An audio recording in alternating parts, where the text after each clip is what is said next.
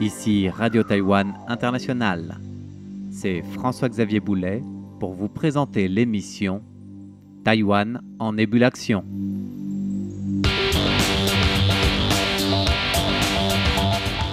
Aujourd'hui, nous plongeons au cœur de l'innovation et de la compétition internationale en parlant de l'histoire fascinante de l'équipe d'étudiants de l'Université nationale Cheung Kong et de son sous-marin à propulsion humaine. Pour la première fois, l'équipe de l'Université Cheung Kong a en effet participé à la 18e édition de la course internationale de sous-marins qui s'est tenue fin juin au laboratoire de recherche navale des États-Unis. Des débuts remarqués, plus que prometteurs du reste, pour la jeunesse taïwanaise impliquée dans cette aventure du sous-marin à propulsion humaine.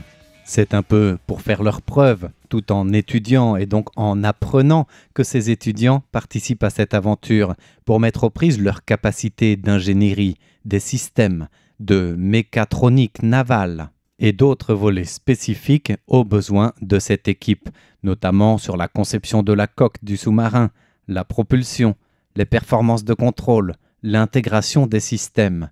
Tous ces volets devaient être les plus performants possibles pour les tout débuts de la participation de l'Université nationale Cheung Kong aux États-Unis et à la 18e édition de cette International Submarine Race.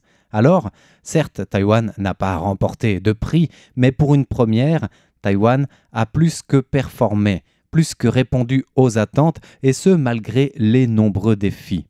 Alors avant de revenir un peu en détail sur les prouesses et les défis rencontrés par l'équipe taïwanaise, laissez-moi vous présenter le cadre de cette compétition si vous ne la connaissez pas.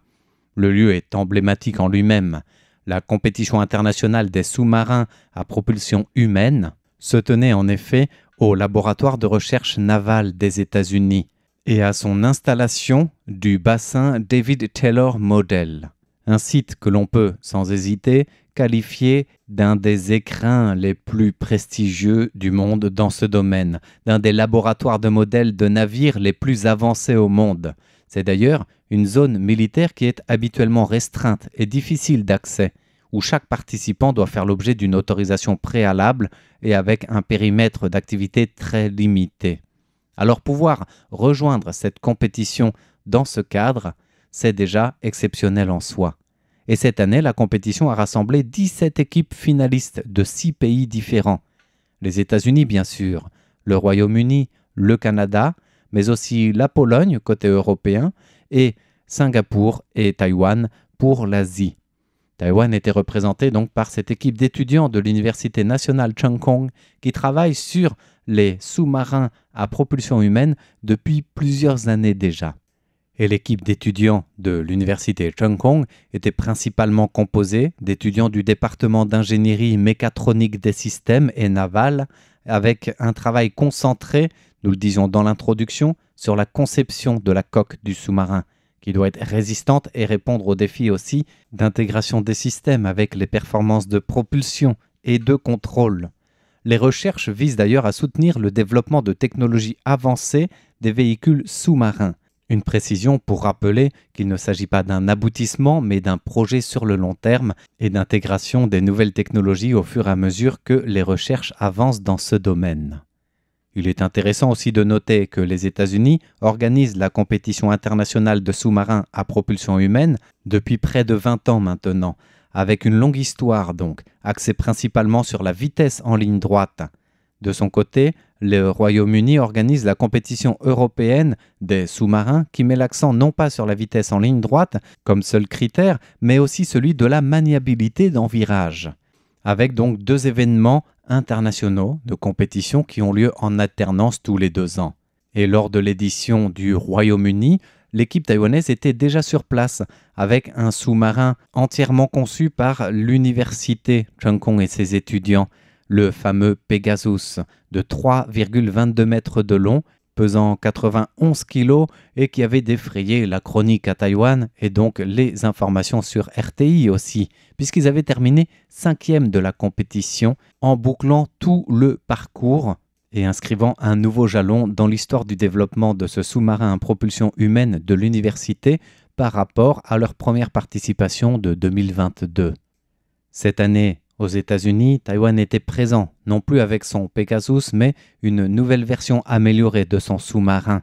Et bien que l'équipe n'a pas remporté de prix, elle a marqué la compétition et même créé un petit bout d'histoire avec un grand H en inscrivant la vitesse la plus rapide à ce jour sur le parcours de 130 mètres et dépassant pour la première fois 3 nœuds. Pour le sous-marin taïwanais, c'était donc historique, c'était même précisément 3,24 nœuds, l'équivalent de 6 km/h à peu près. Une performance qui a valu à l'équipe taïwanaise de se classer 6e en vitesse maximale, 10e en vitesse moyenne sur l'ensemble du parcours.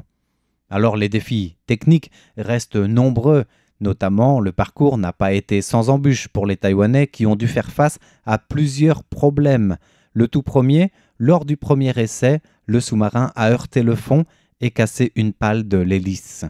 Alors il a fallu procéder aux réparations nécessaires, sachant que le lendemain, une autre pale s'est détachée sans trop en savoir la cause.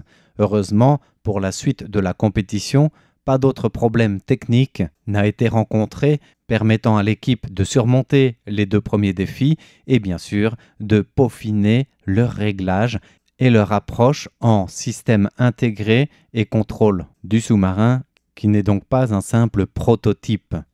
Pour Chen Chuanran, qui est le chef de l'équipe, cette participation était certes stressante, mais elle a été porteuse de nombreux fruits, avec notamment l'expérience de calcul et d'ajustement du poids, de la flottabilité de l'appareil sur place, qui a été extrêmement précieux comme phase d'apprentissage à ses yeux.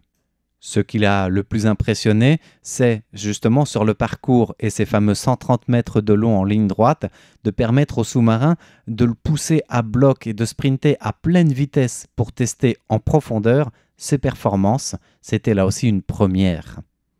De son côté, un autre membre de l'équipe taïwanaise, Shen Quanhong, a souligné la difficulté du parcours relativement étroit, en tout cas plus étroit que dans les autres compétitions similaires et que lors des entraînements, rajoutant ici une difficulté supplémentaire à gérer et contrôler.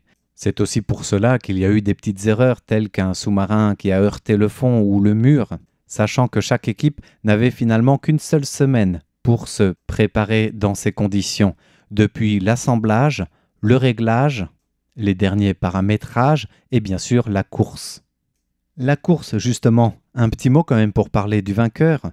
Le champion de cette 18e édition, c'est le sous-marin Homer 13 du Québec, l'équipe canadienne étant celle de l'École de technologie supérieure de Montréal, qui a non seulement remporté le trophée, mais qui a aussi et surtout pulvérisé le record mondial de vitesse pour les sous-marins à propulsion humaine, avec une vitesse impressionnante de 7,682 nœuds.